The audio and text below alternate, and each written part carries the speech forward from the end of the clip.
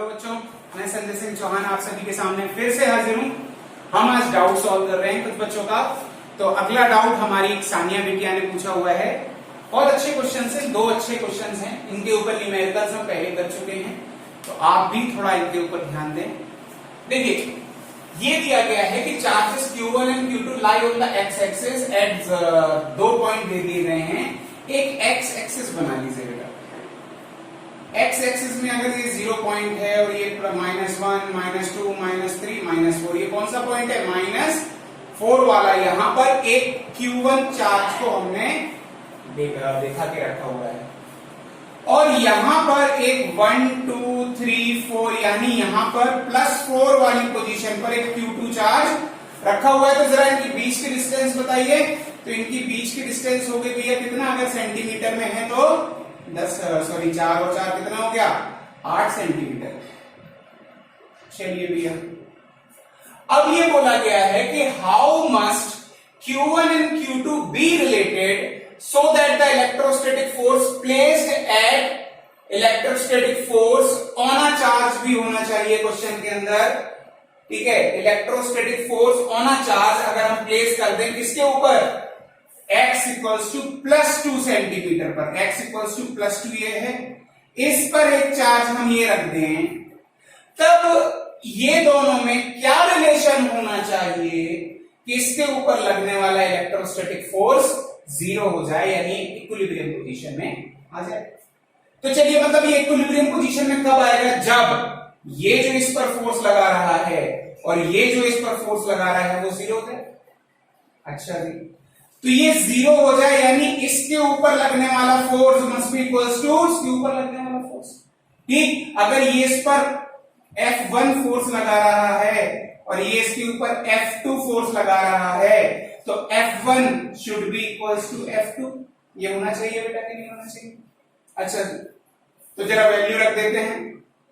1/4 pi epsilon not F1 क्या होगा?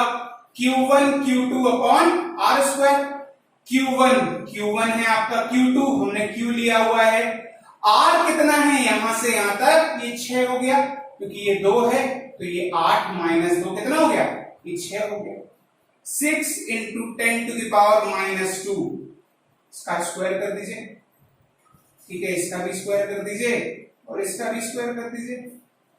अच्छा जी, F2 क्या है? F2 डिस्टेंस पर लगाया हुआ है, तो that is 1/4 pi epsilon not. ठीक, ये क्या हो जाएगा? Q2 into Q divided by कौन सा? दोनों के बीच में डिस्टेंस कितनी है? 2, तो 2 का स्क्वायर इंटू 10⁻², चूंकि सेंटीमीटर में है ना, इसको मीटर में कन्वर्ट करके हम फिर से ये लिख रहे हैं। चलिए देखिए, कट क्या रहा है? ये कट गया, ये कट गया, Q से Q कट गया और ये 10⁻² से ये कट गया, यानी Q1 upon 36 will be equals to Q2 upon 4। तो 4Q1 will be equals to 36 Q2. तो Q1 will be equals to 4 9 जा 36, तो 9 Q1 will be equals to 9 of Q2। ये आपका आंसर आ जाता है। ठीक है, तो इसे देख लीजिए, कोई दिक्कत आई हो इसमें तो आप कमेंट सेक्शन में पूछ लेना बेटा। बढ़ते हैं अपने अगले क्वेश्चन की तरफ। ओके बेटा, तो हमारा अगला क्वेश्चन है, 2 small spheres of equal size are 10 centimetre apart in air carrying charges of, एक के ऊपर चार्ज है इतना, एक के ऊपर चार्ज है इतना, दोनों के बीच में डिफरेंस है, डिस्टेंस है आपकी 10 सेंटीमीटर। ये पूछा गया है कि where should the third charge be located so that no electrostatic force act on it. हमने ये पता लगाना है कि कहां पर एक थर्ड चार्ज को रखें so that no electrostatic force act on it। हमने आपको पहले बताया था कि अगर एक पॉजिटिव और एक नेगेटिव चार्ज है तो इनका इक्विलिब्रियम पॉइंट उस जगह पर बाहर की तरफ लाई करना चाहिए। क्यों? क्योंकि भैया अगर ये बीच में होगा, देखो कई सारे केस बन सकते हैं, लेकिन हम एक मोस्ट फेवरेबल केस लेने की कोशिश कर रहे हैं। अगर ये बीच में होता है, ये पॉजिटिव से रिपल करता और ये पॉजिटिव को अट्रैक्ट करता और ये रिपल करता, क्या इसके ऊपर एक इक्विलिब्रियम केस आता? क्योंकि ये भी से बाहर धक्का दे रहा है, ये भी से अपनी तरफ खींच रहा है तो इसके ऊपर तो नेट डायरेक्शन इधर की लग रही है। अब जरा सोचो, अगर ये बाहर है तो अगर ये किसी फोर्सेस को रिपल कर रहा है तो ये कुछ फोर्सेस को अट्रैक्ट कर लेगा, है ना। तो इसके ऊपर एक इक्विलिब्रियम पॉइंट आ सकता है। तो हमने एक इसी पर लाइन जॉइनिंग द टू पर हमने एक पॉइंट लिया, वहां पर एक चार्ज रखा। अच्छा, चार्ज रखा तो भैया क्या है, यहां पर इनकी जो इलेक्ट्रिक फील्ड बननी चाहिए, तो कंडीशन क्या होती है कि इस केस में in equilibrium condition, in equilibrium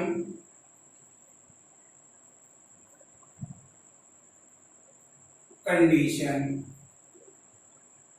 जो तुम्हारा electric field due to Q1 है must be equals to electric field due to Q2, तभी तो इलेक्ट्रिक फील्ड की अगर वैल्यू 0 हो जाएगी तो भैया no force, electrostatic force will act on.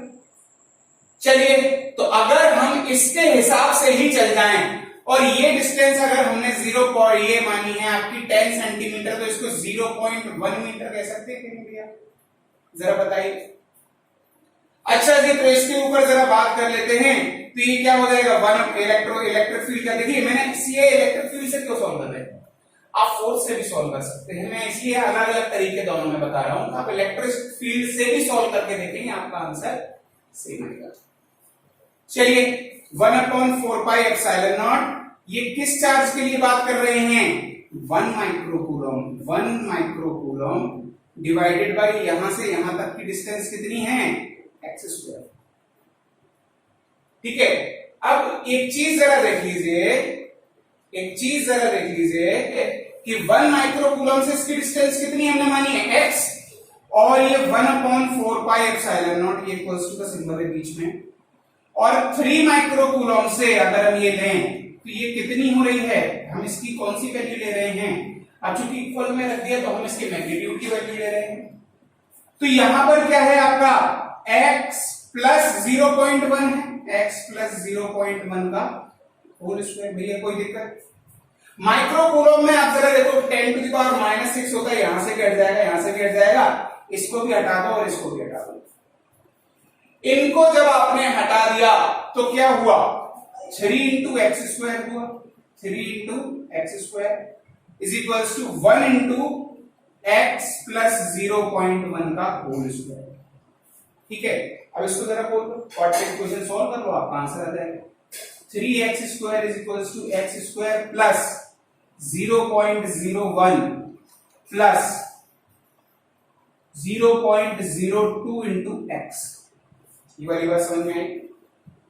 चलिए भैया, अगर इनको इस तरफ ले आए सभी को तो ये क्या हो जाएगा 2x² और ये माइनस का 0.02x और माइनस का ये क्या हो जाएगा 0.01 into is equals to 0।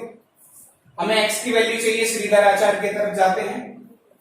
Shridhar आचार्य जी की तरफ अगर आप गए तो ये क्या हुआ जरा देखिए, x will be equals to minus b, ये क्या हुआ 0.02 minus b plus minus b square minus 4ac होता है बेटा।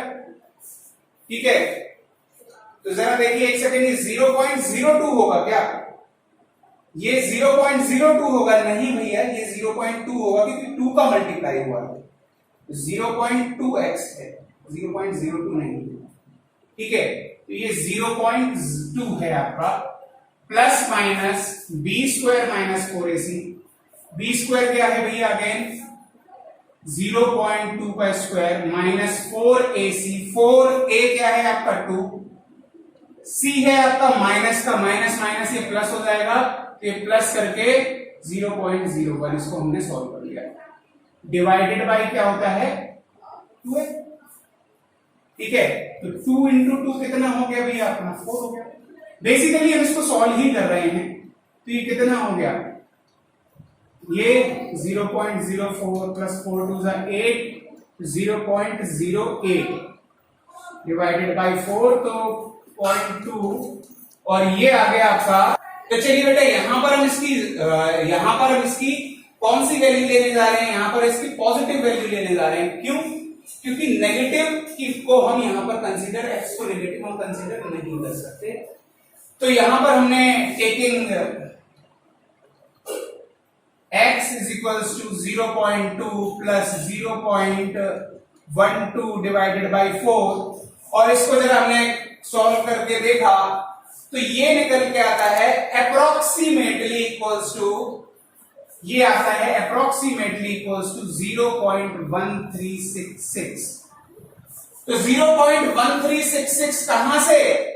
So 0.13x will be equals to, so 0.1366 from charge 1 microcoulomb, या फिर ये कह सकते हैं ये मीटर में है बेटा, यानी 13.66 centimetre from charge 1 microcoulomb.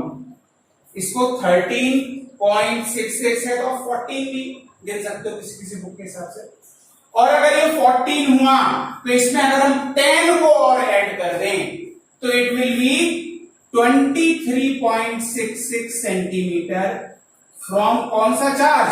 -3 microcoulomb, from charge -3 microcoulomb.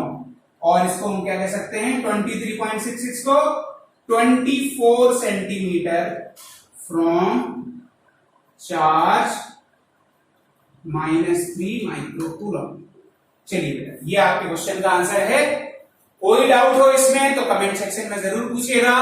मिलते हैं अपने अगले वीडियो में। जय हिंद।